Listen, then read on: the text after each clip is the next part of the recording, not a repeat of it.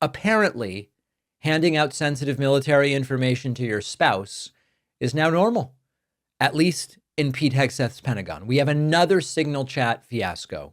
The New York Times is now reporting that Defense Secretary Pete Hegseth used a private signal chat, another one, to share detailed information about American airstrikes in Yemen. This includes the flight schedules of FA-18s with a group that included his wife, his brother, and his personal lawyer.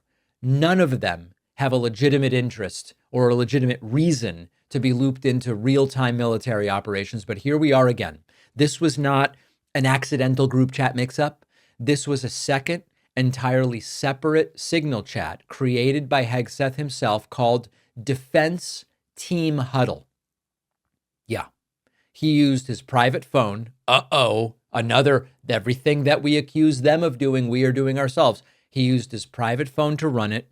It included a dozen or so people from Hegseth's personal circle, not government officials. One of those people is Pete Hegseth's wife, Jennifer, who used to be a producer for Fox News, not a Defense Department employee, not someone with a legitimate reason to be looped in on this stuff.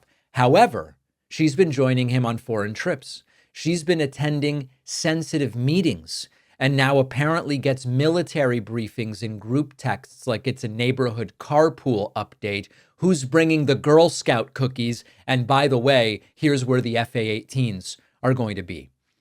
This is not a joke. It's not a policy disagreement. It's not a difference over the vision of America's role in the world. This is a breach of basic security standards, and they're doing it again. And they insisted that Hillary couldn't be trusted with stuff, and Biden can't be trusted, and Kamala couldn't be trusted. But this is where we are, and it's not the first time. Of course, last month, Hegseth making those headlines for sharing the Yemen strike details with the editor of The Atlantic. That, I want to be clear, that was a different signal chat fiasco. That one was created by Trump's national security advisor, Mike Waltz. Also a debacle. At least that one was supposed to be for government use. This one isn't. This is some sort of bizarre private back channel set up before Hegseth was even confirmed, never migrated to a secure official communications tool, even after he became Secretary of Defense. Now, according to insiders, he was even warned, do not share sensitive information there. He did it anyway. What did the White House say when the story broke? No classified information was shared. This is their fallback defense. It's not a very good one because a lot of this information is supposed to be classified per the guidelines at the Office of the Director of National Intelligence.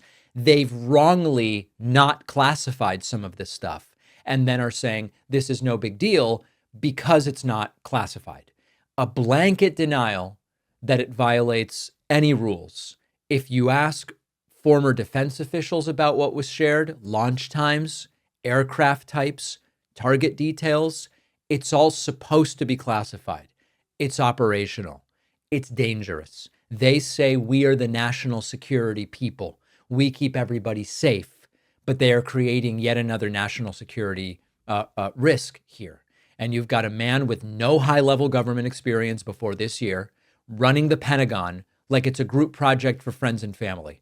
His former Fox News producer wife, brother is in the chat, personal lawyer. It's not just unprofessional.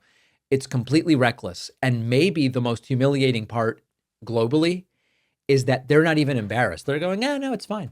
Nothing classified was shared because we wrongly didn't classify it. Pathetic.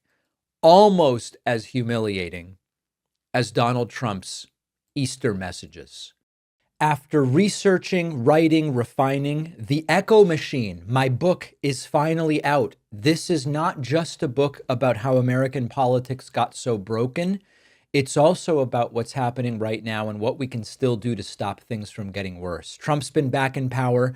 The results have been even more catastrophic than many feared, with targeting of political opponents and gutting democratic institutions, laying the groundwork to even further consolidate power.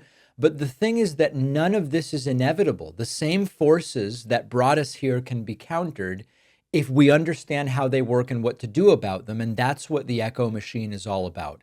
Some say that without corporate media backing, books like this can't succeed. I think we can prove them wrong. You can get the Echo machine right now at davidpakman.com/echo on Amazon, Barnes & Noble, Audible, Kindle, or by calling any local bookstore and asking them to order it. This book is more important than ever. If you care about what happens next, and I do, check out the Echo machine today at davidpakman.com/echo.